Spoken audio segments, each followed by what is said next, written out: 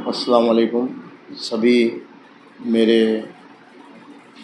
गोवंडी के रहने वाले तमाम नौजवान स्टूडेंट साथियों, आप लोगों के लिए एक खुशखबरी ऐसी है कि कल से इंशाल्लाह हम लोग जो है मेरे ऑफिस पे रोड नंबर 14 पर बैगनवाड़ी में इस बीएमसी स्कूल नंबर 3 के पीछे बाजू हमारा ऑफिस है। वहाँ पर आप आ सकते हैं और 100 वार्ड नंबर 134 के सभी स्टूडेंट जो बच्चियां हैं वो बच्चियों के लिए हमने एक फ्री कैंप रखा है। फ्री में मतलब ये है कि जो गवर्नमेंट की स्कीम जो है 11th के एडमिशन के लिए जो रजिस्ट्रेशन फ़ीस होती है वो फ़ीस हो या फिर वो साइबर वाले लोग जो भी अगर रजिस्ट्रेशन करने के लिए जो लगते हैं, ये तमाम तरीके के चार्जेस बिल्कुल नहीं लिए जाएंगे।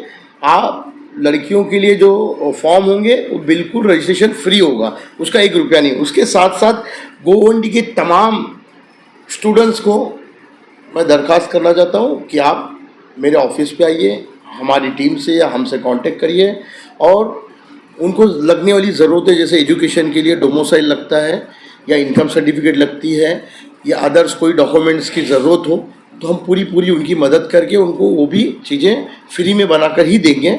उसके लिए कोई हमारे यहाँ से कोई ऑफिशियली चार्ज या ये नहीं है। यहाँ तक के जो फॉर्म की फ़ीस है वो फ़ीस भी हम दे रहे हैं, वो फीस भी हम भरेंगे।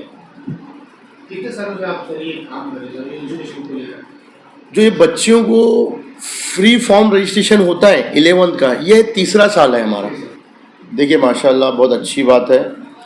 इस साल जो है हमारे यहाँ के 4थी बार जो बने हुए आमदार माननीय अबू आसिम आजमी साहब लैपटॉप बांटे हैं।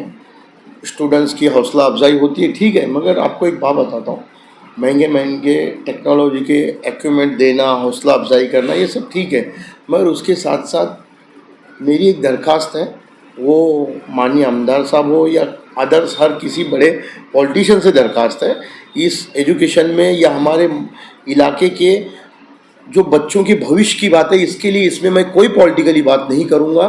मैं उनके उस काम को सराहनीय करता हूँ। उसके साथ साथ मेरी तमाम पॉलिटिशियन से ये दरख्वास्त है कि गोवंडी के उज्जवल भविष्य के लिए, खास करते एजुकेशन के लिए सब मिलकर काम करना चाहिए। और उसके साथ साथ ये लैपटॉप हो या इससे बड़ी जो भी अलग अलग टेक्नोलॉजी की जो इक्विपमेंट है वो देने के साथ साथ स्टूडेंट्स को गवर्नमेंट के अलग अलग योजनाओं के तहत स्कॉलरशिप मिलती है या फिर अलग अलग बैंकों से जो लोन मिलता है एजुकेशन लोन, इन बैंकों के लोन या योजनाओं की वजह से योजनाओं को योजना लेने के लिए खास करते जो डॉक्यूमेंट लगते हैं जैसे डोमिसाइल है, इनकम सर्टिफिकेट है या अदर्स जो भी डॉक्यूमेंट लगते हैं, वो डॉक्यूमेंट के लिए स्टूडेंट धक्के खाता है, यहाँ वहाँ घूमता है, उनको वो चीज़ें पूरी नहीं हो पाती है।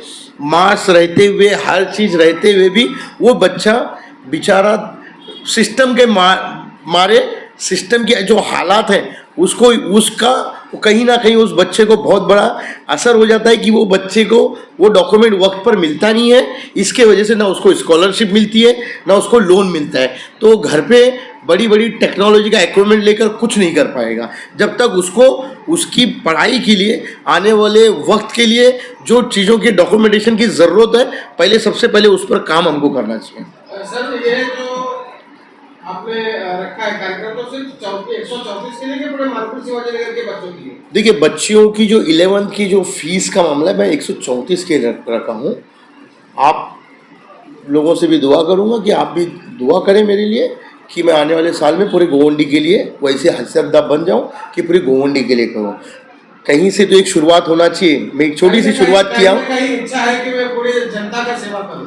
हाँ अल्हम्दुलिल्लाह, अल्लाह ने चाहा तो पूरी जनता की सेवा करेंगे। और पार्टी ने अगर आपके साथ दिए तो नहीं, सिर्फ मेरा ऊपर वाला साथ देगा तो मैं बनूंगा इंशाल्लाह, कुछ ना कुछ बनूंगा।